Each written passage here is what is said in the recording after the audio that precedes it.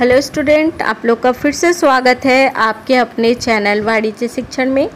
आज मैं श्रम विभाजन के लाभ के दूसरे टॉपिक के बारे में बता रही हूँ, जो कि है श्रमिकों को लाभ। हम लोगों ने श्रम विभाजन के 3 लाभ पढ़े थे। पहला था उत्पादकों को लाभ, दूसरा है श्रमिकों को लाभ और नेक्स्ट वीडियो में हम पढ़ेंगे राष्ट्र को लाभ।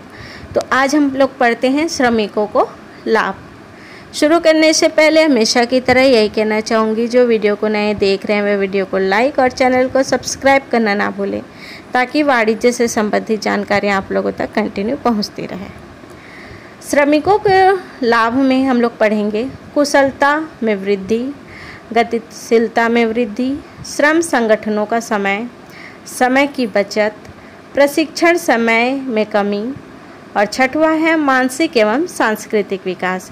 इसके बहुत ही और भी बहुत से लाभ हैं, जो कि बहुत ही आसानी से समझे जा सकते हैं, सरल शब्दों में, सरलता से। तो इसी तरह से हम और भी इसके बारे में पूर्ण जानकारी आप लोगों तक पहुंचा रहे हैं। तो चलिए आइए देखते हैं श्रमिकों को लाभ को इन 6 रूपों में हम बहुत ही विस्तार से और सरलता से समझ सकते हैं। सबसे पहले हम देखेंगे कुशलता में वृद्धि किस प्रकार से श्रमिकों को लाभ पहुंचाती है।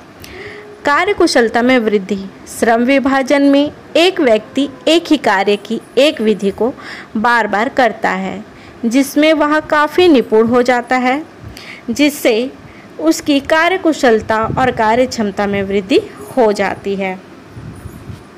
इसका तात्पर्य यह है कि एक ही श्रम विभाजन से कार्यों को अब अपनी कार्यकुशलता के आधार पे उसका विभाजन कर दिया जाता है, जिससे कि वह व्यक्ति उस कार्य को कंटिन्यू बार बार करता रहता है, जिससे कि वह उसमें निपुण हो जाता है।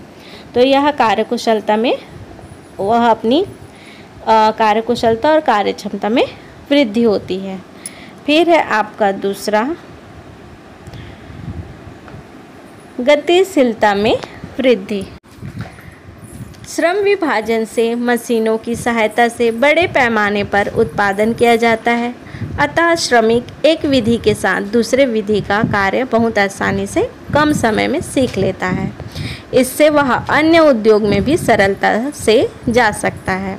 इस प्रकार श्रमिक की गतिशीलता में काफ़ी वृद्धि हो जाती है। श्रम विभाजन से वह अपने कार्य को बहुत ही अच्छे तरीके से और गतिशीलता से करता है, क्योंकि वह कंटिन्यूस कार्य को करता रहता है, तो उसे करने की क्षमता उसमें ज़्यादा हो जाती है।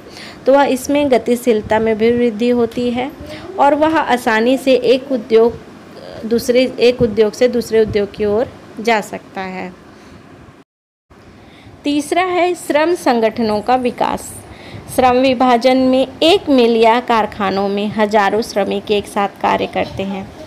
हमेशा एक साथ कार्य करने और रहने से उनमें वर्ग चेतना और संगठित होने की भावना का जन्म हो जाता है और वे अपने अपने श्रम संगठन यूनियन बना लेते हैं।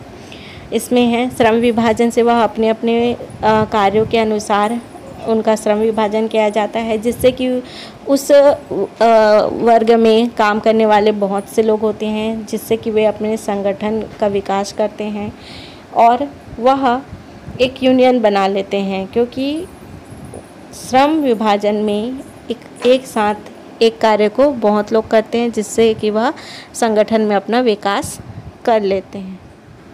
चौथा है समय की बचत।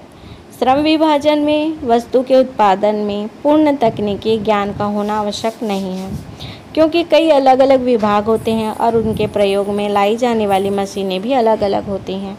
अतः किसी एक विषय का तकनीकी ज्ञान कम समय में सिखाकर उसमें विशेषता प्राप्त की जा सकती है। इस प्रकार प्रशिक्षण में समय और धन दोनों की बचत होती है। इसमें कहा जा रहा है कि इसमें समय की भी बचत होती है, क्योंकि श्रम विभाजन के अनुसार किसी एक व्यक्ति को कोई एक कार्य सिखा देने से वह उसी कार्य को पूर्ण रूप से करता है और तकनीकी ज्ञान भी आसानी से प्राप्त कर लेता है, जिससे कि उसमें प्रशिक्षण एवं समय और धन दोनों की बचत होती है। फिर है 5वां, प्रशिक्षण अवधि में कमी। उत्पादन प्रणाली को कई विभागों में एवं उप विभागों में बांट दिया जाता है, अतः उसकी तकनीकी ज्ञान कम अवधि में साधारण व्यक्ति भी सीख सकता है। इससे उसे रोजगार मिलने में सुविधा हो जाती है। अभी बताया गया था कि प्रशिक्षण अवधि में भी कम समय लगता है, क्योंकि उत्पादन प्रणाली को कई विभागों एवं उप विभागों को में बांटा जाता है, जिससे कि कार्य को आसानी से किया जा सके और जिससे कोई भी व्यक्ति एक ज्ञान की तकनीकी प्राप्त कर साधारण व्यक्ति भी उसे सीख लेता है और अपने कार्य को आसानी से सुविधापूर्वक करता है। 6वां है मानसिक एवं सांस्कृतिक विकास। श्रम विभाजन के परिणाम स्वरूप बड़ी बड़ी मिलों तथा कारखानों में विभिन्न प्रदेशों के लोग एक साथ कार्य करते हैं। उन पर एक दूसरे के रीति रिवाजों, भाषाओं, रहन सहन आदि का प्रभाव पड़ता है, जिससे श्रमिकों का मानसिक एवं सांस्कृतिक विकास होता है।